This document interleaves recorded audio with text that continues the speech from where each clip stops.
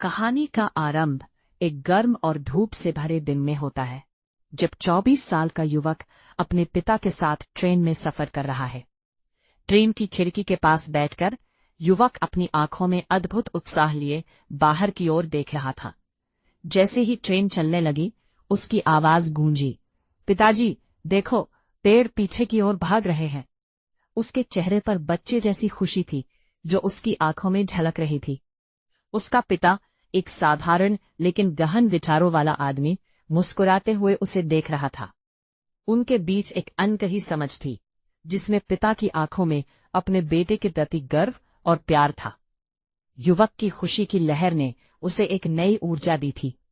कुछ समय बाद युवक फिर से चिल्लाया, पिताजी देखो, बादल हमारे साथ दौड़ रहे हैं। उसकी आवाज में वही मासूमियत थी जो उसके जीवन के पहले 24 वर्षों में कभी नहीं आई थी। वह आज अपनी आंखों से उन चीजों को देख रहा था जो उसे जन्म से नहीं दिखी थी। परंतु पास में बैठा एक शादीशुदा जोड़ा उनकी हरकतों को घूर रहा था। उनकी दृष्टि थी निर्णयात्मक और सांसारिक। वे सोच रहे थे कि एक 24 साल का युवक इस तरह की बातें कैसे कर सकता है।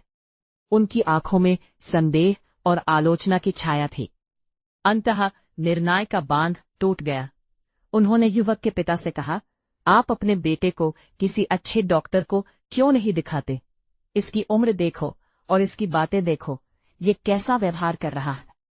पिता ने शांति से मुस्कुराते हुए उत्तर दिया, हम अभी अस्पताल से ही आ रहे हैं। मेरा बेटा जन्म से अंधा था। आज ही उसकी आंखों का ऑपरेशन सफल हुआ है और उसे नया जीवन और नई दृष्टि मिली है। वह अपनी जिंदगी में आज पहली बार इन पेड़ों और बादलों को देख रहा है। यह सुनकर वह जोड़ा शर्मिंदा हो गया। उनकी निर्णयात्मक दृष्टि ने एक पल में एक सुंदर अनुभव को पागलपन समझ लिया था। इस अनुभव ने उन्हें एक महत्वपूर्ण सबक सिखाया। कभी कभी हमें बिना जाने न्याय नहीं करना चाहिए। यह कहानी हमें याद दिलाती है कि दुनिया वैसी नहीं है जैसी वह दिखती है, बल्कि वैसी है जैसी हम उसे देखना चाहते हैं। जब हम सहानुभूति और प्रेम की दृष्टि अपनाते हैं, तो हर घटना में हमें परमात्मा का खेल दिखा। कहानी का आरंभ एक गर्म